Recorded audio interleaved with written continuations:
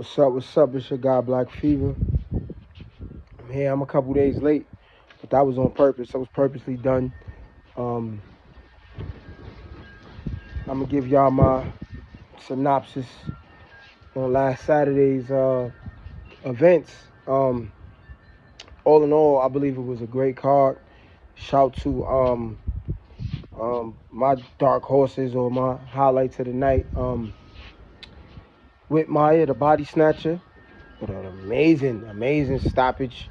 An amazing fight. He looked real good. Um, shout to Whitmire. Matter of fact, did he get a stoppage or did that go 12? He just put on an amazing performance. Shout to Whitmire. Shout to Scooter Davis, young prospect Scooter Davis. Man, he looked real good. Um, he looked real good. He made light work of the person. He caught the knockout. He made light work of the person that he was fighting. Shout to J Rock. He fought a valiant effort, but he got dominated by a young fighter that that probably wasn't too much better than him as far as skill wise, but just younger and just able to bounce around a little bit better than J Rock was able to do. Was able to absorb the punishment a little bit better than J Rock was. A little stiffer on the jab, just fresher. And sometimes just a fresher body just wins. It doesn't necessarily mean that you gotta have like the best talent or skill. You know, sometimes it's literally just, man, I'm fresher than you are, man. I'm just in better shape than you are, and I think that's kind of what happened. And they were fighting for an interim title, so salute to J Rock for still fighting at a high level in meaningful fights. But I think he should probably call it quits. Also, Jarrett Hurd fought on that same prelim undercard, and he lost. It was a bad loss. He fought, as hard as he could. Again, I just think guys in that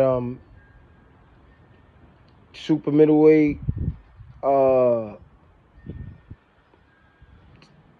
class and around that pushing, 40, in your mid 30s, pushing 40, that age range, the Charlo brothers, Tony Harrison, Jarrett Hurd, J Rock. I just think, man, in those weight classes, these younger fighters are just a lot more spry, and some of these older guys will get hurt in there messing with these kids, man. I just think that's one of our younger and fresher divisions as far as talent coming through, and they might just need to step aside, man, do something safe. But shout to them, salute to all of them. Also,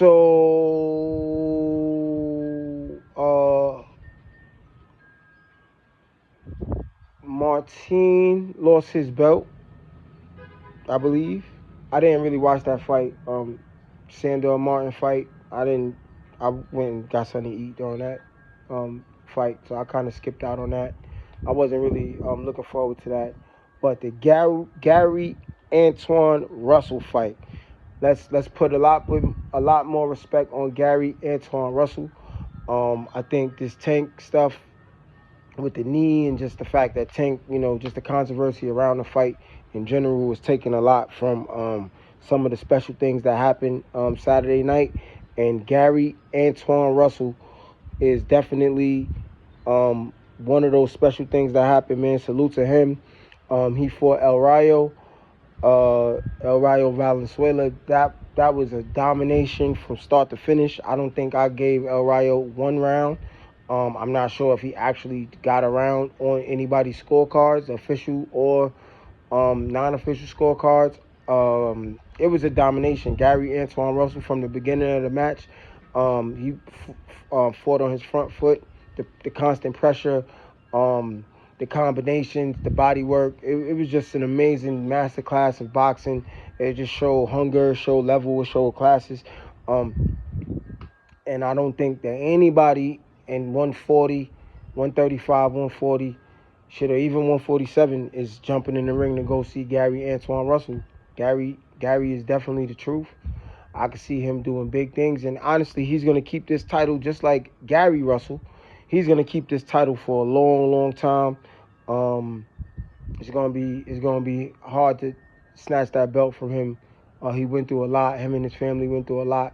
Um, he'll much rather die than give that title up. So y'all gonna have a hard time out there.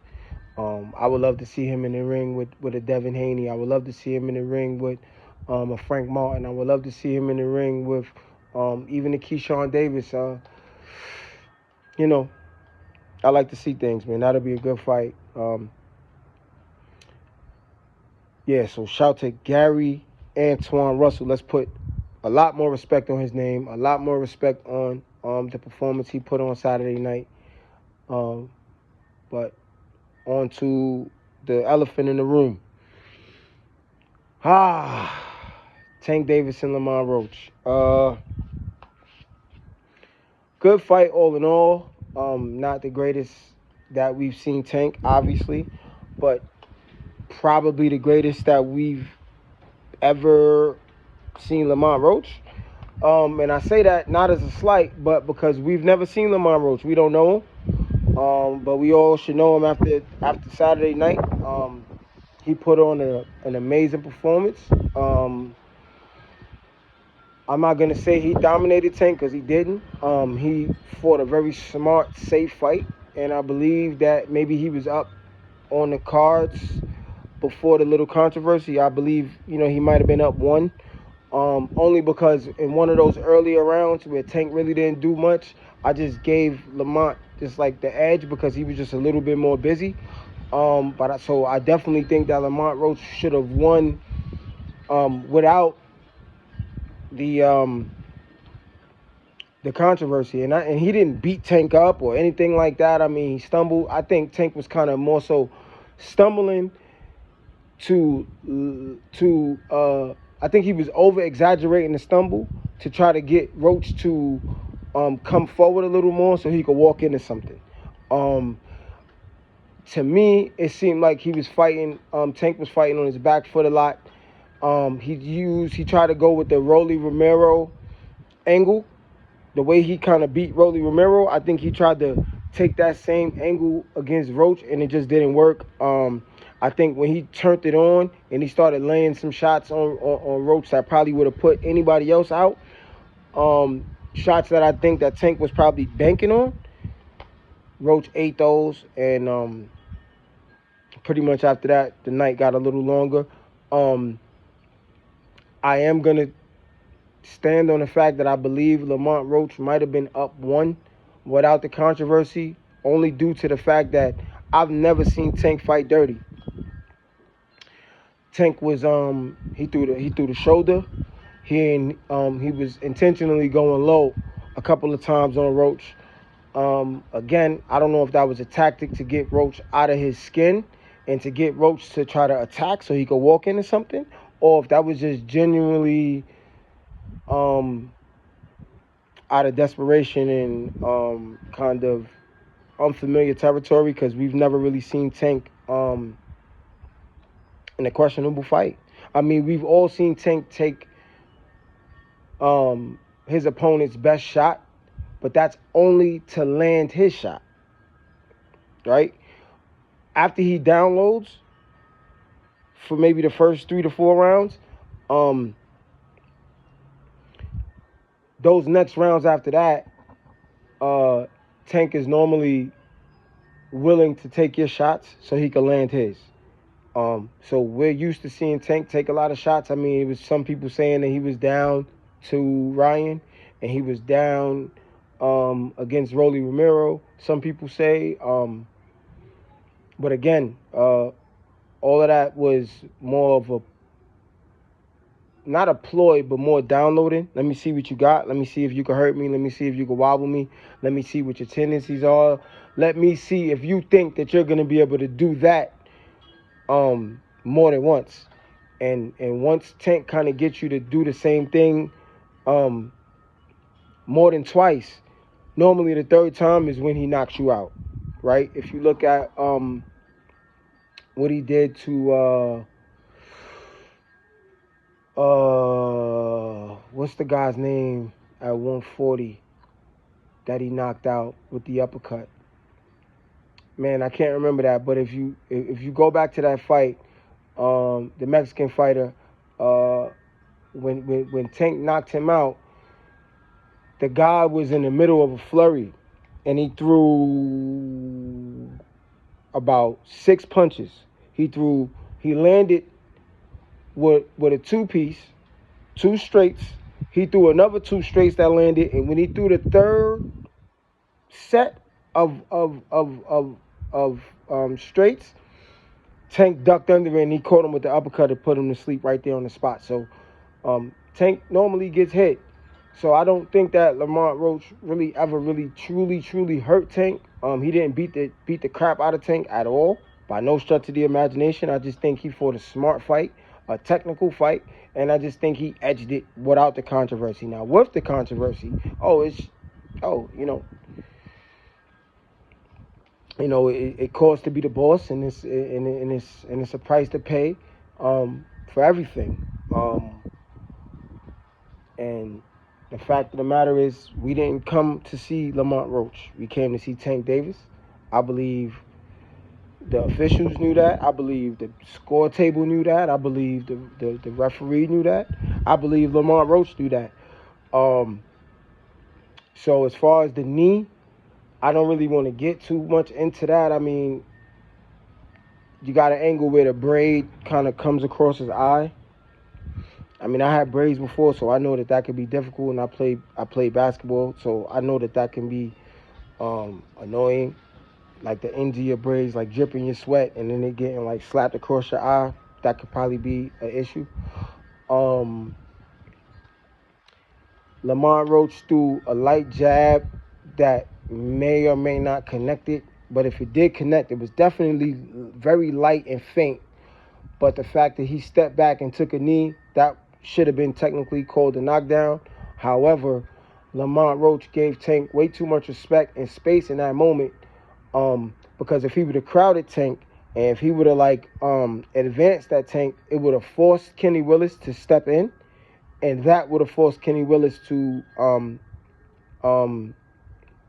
start counting. There is also an official outside the ring. I just learned that. There's an official outside the ring that kind of co-officiates. I don't know why the ref outside the ring didn't keep the count going. So I'm just going to go ahead and chalk it up to Tank is a superstar. Tank is the man right now. He deserved it. He puts asses in seats.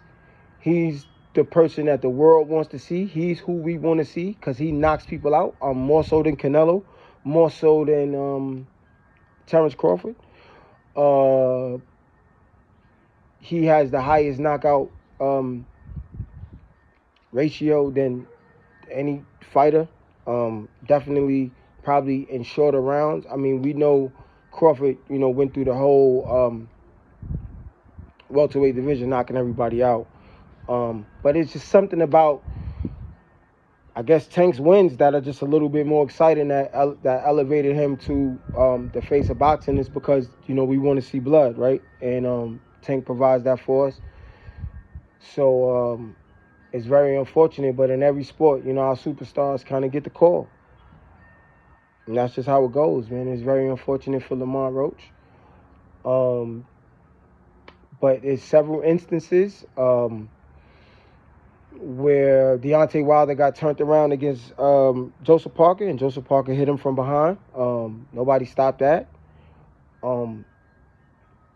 Which, is all about protecting yourself at all times. So Lamont Roach should have advanced when Tank took a knee, and it would have caused a little bit of confusion to shed more light on that little instance right there, in my opinion. You have the famous Floyd breaking his hand and taking a knee. They counted that. You got the Montel Griffin and Roy situation, right? Where Roy did what I was thinking that maybe Lamont Roach should have did, and still, at least threw a punch to make the ref have to get in there and say something. Why you on the knee, right? And just, I mean, that's the rules. Normally, the rules are if you take a knee, it's just basically a standing 8 count, which counts as a knockdown. And definitely, you're not supposed to go and get any instruction or any physical contact with your corner unless you got to cut tape or your string is loose or mouthpiece or something like that, and they're not supposed to give you no instruction. Not to say that he got any instruction. I'm just talking about the rules. But he definitely wasn't supposed to go to his corner and be physically touched by anybody in his corner. So, it's some stuff that happened there that's kind of weird. The fact that Kenny Willis stopped the count because basically Tank said so. Lamont Roach arguing, trying to get a justification, and I don't know, if he was satisfied with that justification, but he just kept fighting.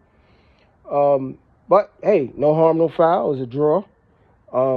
As of now, I don't know, if any of the commissions are going to be looking over this stuff. I mean, reports are coming out now, so we'll see what's going on. But all in all, I mean, a good night of boxing. We've been on the streak. We've been lucky. Boxing has been amazing. And I mean, this is not really a wrinkle. It's just a little bit of controversy. I believe Tank will be back. I do believe that this reinvigorated him. He was halfway, 1 foot out the door. Anytime a fighter's talking about retirement, that means that they've already retired in their mind, is what they say. And it makes a lot of sense. So I think he'll be reinvigorated. He'll come back strong and ready to go. I feel sorry for the next person he's in the ring with. As far as Lamont Roach, if I'm him, man, and I'm not even going to wait around for the Tank rematch, I'm going to get right to it. I'm going to try to call out Shakur. I'm going to try to call out Frank Martin. I'm going to try to call out Devin. I'm going to get to it. If I'm Lamont Roach, I'm going to try to put my flag deeper in the sand to let everybody know that I'm here. This man came from Pro Box TV, man. He was just fighting on YouTube a few months ago. So, salute to him, man. I mean, I'm not even going to sit here and act like I knew who he was. You know what I mean? Shout to Tank. And there's some people out there that's saying that, maybe Tank was shedding some light on the homie. Right? I know son. I came up with son. Versus putting some light on a nigga that's always talking shit about me. Like Shakur or Devin or T.O. or somebody else. Why I'm going to break some bread with them? Y'all got to understand that this shit is like a business, right? You like a freelancer when you boxing. I.e., Spence and Crawford making it work within themselves. You know what I'm saying? Between them, making that fight happen. I'm a freelance. I'm a freelance contractor. You know what I mean? Not for nothing. And if I don't belong to any management team, I could do my own shit. Or if I'm the man, I could do my own shit. So I mean, yeah, I don't gotta fight Shakur. Why? Cause y'all saying so? I don't gotta fight Devin. I don't gotta fight T.O. Why? You know what I'm saying? Hey, I know a nigga that's just as good as all them niggas. And y'all ain't talk about him. So let me put some bread in the homie pocket. You know what I mean? So it's some people that's, that feel like that. You know what I mean? I can see that. Fuck it. Hey, you know what? We gonna make it controversial. You know what I'm saying? Because I know you're gonna come out there and you're gonna fight your heart out, and so am I. And when we fought each other a bunch of times, and you know me, and that's the problem with fighting somebody that you done sparred a bunch of times, or you fought in the amateurs a bunch of times. That's the problem with that. They know you. They kind of used to your shots. They probably seen most of the shit that you got to give. And they're a little bit more tolerant to your pressure. They definitely not afraid of you. So sometimes, because I've seen a bunch of sparring partners get knocked out in the ring, but sometimes, it backfires, and now you got somebody who's tolerant to your shit. You know what I'm saying? And maybe Tank might have known that. And I'm going to get you a bag. Instead of giving a bag to somebody else, I'm going to get you a bag. We're going to do a little trilogy, get you a bag, and I can step off. It's possible. So I'm not just going to jump, and hop on the bandwagon and say what everybody else is saying. And another thing, I mean, I'm a rapper. You know what I'm saying? I just love boxing. I talk boxing. I mean, and my knuckle game sweet. I fight also. So, you know, um, that's why I just like talking boxing. You know what I mean? But like what Roach was saying, you know what I mean? He was coming at some of the quote unquote fake boxing media. I think the problem with that is like, yo, we gotta understand, man, we not in the ring. So stop talking like, you smarter than the nigga that's actually in the ring, bro, just cause you a fan. You know what I mean? Like we gotta stop that shit. You know what I'm saying? Or they gotta stop that shit. Y'all gotta stop that shit. You know what I mean? All that condescending, fucking arrogant shit. That shit is whack, bro. One of these fighters is gonna punch you in your face. I be saying that shit. I be in a lot of these people's pages. I be watching. I mean, I'm a fan of boxing. You know what I mean? So I'm a fan of like the extra shit too. The YouTube personalities. I'm a fan of them too. I be in their shit and I be writing in their shit too. Like, yo, y'all better be careful. Cause y'all be going to these fights and shit and y'all be thinking y'all cool with these fighters and one of these niggas is gonna put you in your back pockets. You know what I mean? And take the lawsuit. Fuck it. You know what I'm saying? You gotta watch what you say. You know what I mean? So, that's that, man. It's your guy Black Fever, man. I've been trying to do this video for a long time. My phone was acting crazy, and then, I had to give this whole situation a minute to breathe. And now I gave my take on it, and I'm gonna probably do an episode of 5 Minutes with Fever, and I'm gonna probably do that and highlight more of that Gary Antoine Russell. And I might want to talk about Whitmire, man. I like him, and it's some other guys, man. Caldwell, Bad News Caldwell. Yeah, that kid is serious, man. Ain't nobody talking about him. He don't get talked about enough because he don't get an opportunity. I believe he could do something special like what Lamont Roach did.